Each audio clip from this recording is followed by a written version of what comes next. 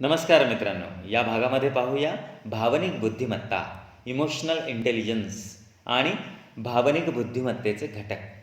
मित्रांनो, प्राण्यांमध्ये सर्वश्रेष्ठ असण्याचा मान पृथ्वीवर माणसालाच मिळाला आहे. त्याचे कारण त्याच्याकडे असणारी बुद्धिमत्ता. मानवाकडे असलेल्या विविध क्षमतांमध्ये बुद्धी हा एक फार मोठा व श्रेष्ठ घटक आहे. तर मग एखादी अत्यंत कुशाग्र बुद्धिमत्तेची व्यक्ती आयुष्यात यशस्वी व्यक्ती म्हणून ओळखली जाते का? किंवा एखादी प्रसिद्ध समाजमान्य व्यक्ती बुद्धिमान असतेच का?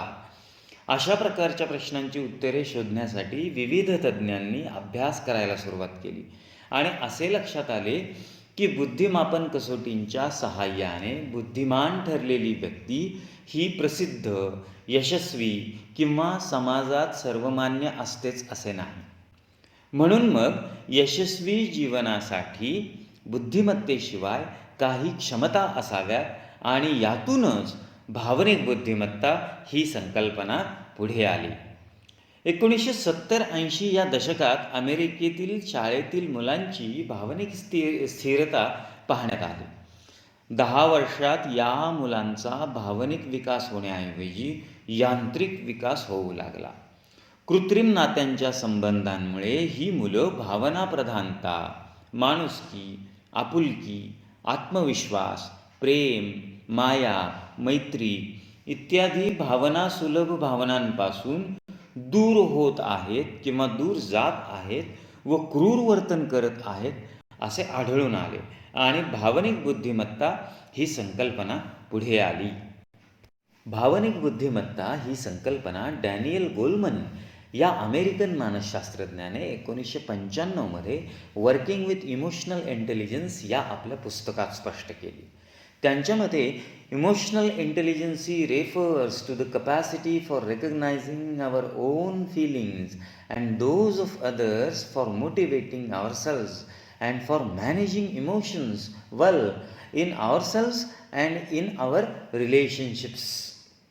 म्हणजेच भावनिक बुद्धिमत्ता ही एक अशी क्षमता आहे की ज्या योगे आपणास स्वतःच्या भावनांची तसेच इतरांच्या भावनांची ओळख पटते आणि आपल्या भावनांचे व इतरांशी असलेल्या संबंधांचे योग्य व्यवस्थापन करण्याची आपणास प्रेरणा मिळते.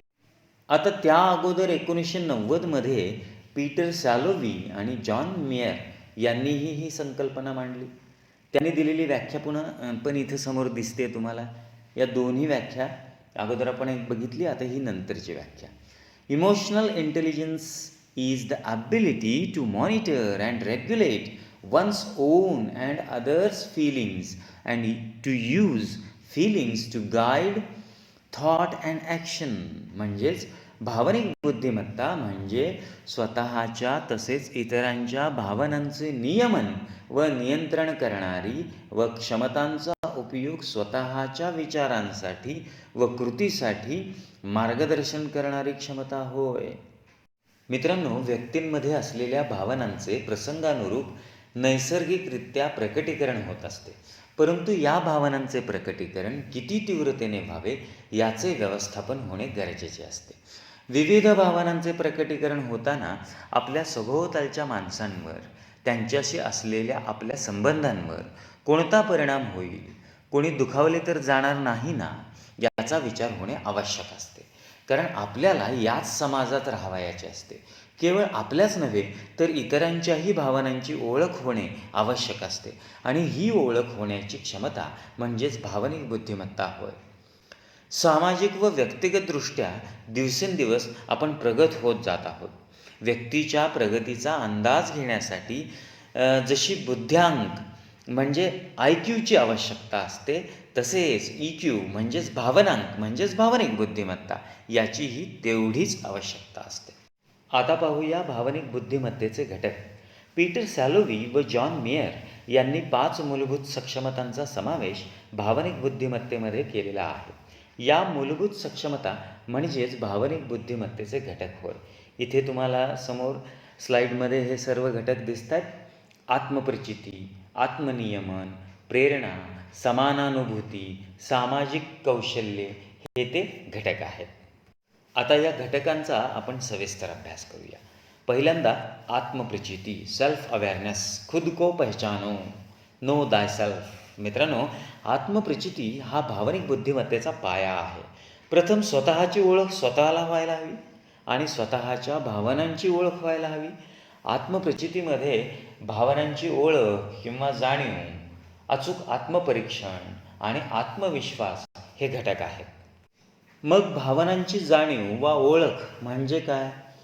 तर एखादा उद्दीपक पाहून आपल्या मनात नेमकी कोणती भावना निर्माण होते, तिची तीव्रता किती असते, आपल्या वर्तनात नेमका कोणता बदल होतो, या बाबींचे ज्ञान आवश्यक असते. उदाहरणार्थ, चिंच पाहिली, गुलाबाचे फूल पाहिले की नेमकी कोणती भावना निर्माण होते याची जाणीव होणे होय. त्यानंतर अचूक आत्मपरीक्षण, ॲक्युरेट सेल्फ असेसमेंट. आपल्या मनामध्ये एखादी भावना निर्माण झाल्यानंतर तिची तीव्रता किती असते, मनात कोणते विचार येतात, कोणते शारीरिक किंवा मानसिक बदल होतात, भावना कशी व्यक्त करतो याचे अचूक आत्मपरीक्षण करता येणे आवश्यक असते. कारण आपल्या भावनाविष्कारामुळे इतर लोक दुखावले जात असतील किंवा त्यांना त्रास होत असेल तर अशा भावनाविष्कारावर नियंत्रण घालता येणे शक्य होईल. आत्मविश्वास, सेल्फ कॉन्फिडन्स. स्वतःच्या क्षमतांची जाणीव, व्यवस्थापन व नियंत्रण करता येण्यासाठी आत्मविश्वास असायला हवा. भावनांचे विश्लेषण करता येणे व त्या समाजमान्य व संयमी वर्तनातून व्यक्त करता येणे हे व्यक्तीच्या आत्मविश्वासाचे लक्षण आहे. दुसरा घटक आत्मनियमन, सेल्फ रेग्युलेशन. यामध्ये येणाऱ्या बाबी तुम्हाला इथं स्लाईडमध्ये दिसत आहेत. पहिल्यांदा आत्मनियंत्रण, सेल्फ कंट्रोल. मित्रांनो, भूक लागल्यावर अन्न खावेसे वाटणे ही नैसर्गिक बाब आहे, पण वेळप्रसंगी भुकेसारखी प्रबळ भावनाही नियंत्रित करता येणे हे सभ्यतेचे लक्षण आहे. बघा, किंवा राग आल्यावर रागावर कंट्रोल करता येणे किंवा नियंत्रण करता येणे यालाच आत्मनियंत्रण म्हणतात. म्हणूनच आत्मनियंत्रण महत्त्वाचे. विश्वासार्हता, ट्रस्टवर्दीनेस. एखाद्याने मन मोकळं करण्यासाठी तुमच्यापाशी विश्वासाने एखादी बाब सांगितली तर ती तिसऱ्यापाशी सांगून फक्त तुलाच सांगितले बरं का, तू कोणाला सांगू नको, म्हणू नको बरं का, असं म्हणणं कितपत योग्य आहे? बघा, म्हणजेच प्रथम आपण स्वतःशीच प्रामाणिक असले पाहिजे. समाजात एक जबाबदार, योग्य व चांगली व्यक्ती म्हणून जगायचे असेल तर समाजाने टाकलेल्या विश्वासास आपण पात्र ठरले पाहिजे. जबाबदारीची जाणीव, कॉन्शियसनेस अबाउट रिस्पॉन्सिबिलिटी. बघा, यशस्वी जीवन जगण्यासाठी सामाजिक जबाबदाऱ्या स्वीकारून त्या यशस्वीतेने पार पाडणे हे व्यक्तिगत कार्यमान उंचावण्यासाठी उपयुक्त ठरते. म्हणून आपल्या जबाबदाऱ्यांची जाणीव असणे हा आत्मनियमनाचाच एक भाग आहे. अनुकूलन क्षमता, अडॅप्टिबिलिटी. मित्रांनो, निसर्गामध्ये होणाऱ्या बदलाशी जुळवून घेण्याची तसेच समाजात वावरत असताना समाजातील होणाऱ्या बदलांना जुळवून घेण्याची क्षमता असणे म्हणजेच अनुकूलन क्षमता असणे होय. उदाहरणार्थ, सध्याच्या वातावरणात मास्क वापरणे, सोशल डिस्टन्सिंग पाळणे, स्वतःची, कुटुंबाची व समाजाची काळजी घेणे अपेक्षित आहे. यानंतर नवोपक्रमशीलता, इनोव्हेटिव्हनेस. नवीन विचार प्रवाहांचा स्वीकार करणे, नवीनतेला जन्म देणे, नवीन कल्पना, आव्हाने यांना सामोरे जाऊन त्यांचा स्वीकार करणे हाही आत्मनियमनाचाच एक भाग आहे. यानंतर पाहूया तिसरा घटक, प्रेरणा, मोटिवेशन. प्रेरणा हा एक मानसिक घटक आहे, आंतरिक शक्ती आहे. मित्रांनो, प्रेरणा म्हणजे व्यक्तीला विशिष्ट वर्तन करायला प्रवृत्त करणारी शक्ती होय. आता प्रेरणेमध्ये येणाऱ्या 3 घटकांपैकी पहिला घटक संपादन ऊर्जा, अचिव्हमेंट. बघा, एक जबाबदार नागरिक म्हणून आपले ध्येय हे उच्च प्रतीचे असले पाहिजे. हे ध्येय गाठण्यासाठी प्रयत्न अधिक जोमाने व्हावेत यासाठी प्रेरणा मदत करीत असते. बांधिलकी, कमिटमेंट. बांधिलकी म्हणजे एखादी गोष्ट करण्याचे दिलेले वचन, सहमती, आश्वासन किंवा जबाबदारी.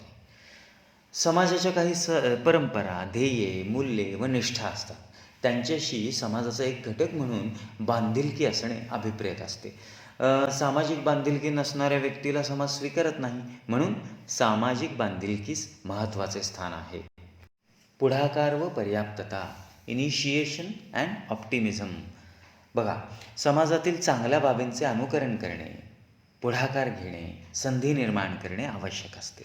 जे लोक योग्य त्या कार्यात पुढाकार घेतात तेच यशस्वी होतात आणि समाजाचे नेतृत्व करतात.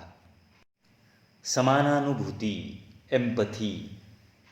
कल्पनेने इतरांच्या अंतरंगात शिरून त्याच्या भावना जाणून घेण्याची कुवत म्हणजे समानानुभूती. समान अधिक अनुभूती म्हणजेच समानानुभूती. आता यामध्ये कोणकोणते घटक मोडतात त्यापैकी पहिला घटक पाहूया. इतरांचे आकलन, अंडरस्टँडिंग अदर्स. स्वतःची स्वतःला ओळख असणे जितके महत्त्वाचे असते तितकेच दुसऱ्यालाही ओळखणे गरजेचे असते. समाजातील इतरांच्या भावना, श्रद्धा, सुखदुःखे समजणे आवश्यक आहे. यानंतर सेवाभावाचा उद्गम, सर्व्हिस ओरिएंटेशन. समाजात लोकांनी आपल्याला चांगले म्हणावे, आपणास प्रतिष्ठा मिळावी, नावलौकिक व्हावा असे प्रत्येकालाच वाटत असते. आपणास जर असे वाटत असेल तर आपल्यात ही सेवाभावी वृत्ती रुजावयास हवी. वैविध्याचा समतोल, लिव्हरेजिंग डायव्हर्सिटी. समाजात अनेक प्रकारची विविधता आढळते. जात, धर्म, वंश, भावना, प्रांत इत्यादी बाबीत समाजामध्ये विविधता आढळते. त्यामुळे प्रत्येकाचा आदर व्हावा असे आपले वर्तन असावे हे इथे अपेक्षित आहे. इतरांचा विकास, डेव्हलपिंग अदर्स. मित्रांनो, स्वतःचा विकास करतानाच इतरांचाही विकास साधता आला पाहिजे. मी, त्यानंतर माझे कुटुंब, माझे शेजारी, माझा गाव, माझा देश या दिशेने विकास साधता येणे आवश्यक असते. विकास प्रक्रियेत इतरांनाही समाविष्ट करून घेता आले पाहिजे. राजकीय भान, पॉलिटिकल अवेअरनेस.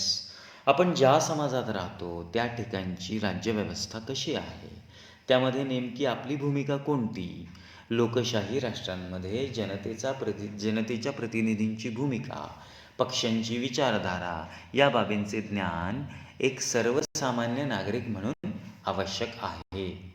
आता पाहूया शेवटचा घटक, सामाजिक कौशल्ये. मित्रांनो, जनसमुदायात वावरण्यासाठी काही सामाजिक कौशल्ये आत्मसात करणे आवश्यक असते. त्यापैकी पहिले प्रभाव, इन्फ्लुएन्स. समाज मनामध्ये आपला प्रभाव पाडायचा असेल तर आपली बोलण्याची पद्धती, व्यासंग, वर्तन, देहबोली, कार्यमान हे व्यवस्थित असावे यासाठी प्रयत्न व्हायला हवे. संघर्ष व्यवस्थापन, कॉन्फ्लिक्ट मॅनेजमेंट. प्रत्येक व्यक्तीला दैनंदिन जीवनात अनेक प्रकारच्या संघर्षांना तोंड द्यावे लागते. या संघर्षांना न डगमगता तोंड देणे व संघर्षातून बाहेर पडणे हे यशस्वी व्यक्तीचे गमक असते. अनेक मानसिक संघर्ष निर्माण होतात, त्यावर मात करता येणे आवश्यक असते. नेतृत्व, लीडरशिप. नेतृत्व गुण विकसित करायला हवे. विविध कार्यांमध्ये पुढाकार घेऊन हे करता येईल. समूहाचेही नेतृत्व करण्याची तयारी असायला हवी. मग वैचारिक नेतृत्व असेल, राजकीय असेल, शैक्षणिक असेल, औद्योगिक असेल, संघटनात्मक असेल. जे लोक जबाबदारी स्वीकारतात ते नेते होतात व जे ही जबाबदारी सार्थपणे, यशस्वीतेने पार पाडतात ते लोकप्रियतेला पात्र ठरतात. समाज परिवर्तनाला उत्प्रेरक, चेंज कॅटालिस्ट. उत्प्रेरकाचे कार्य एखाद्या क्रियेची गती वाढवणे हे असते.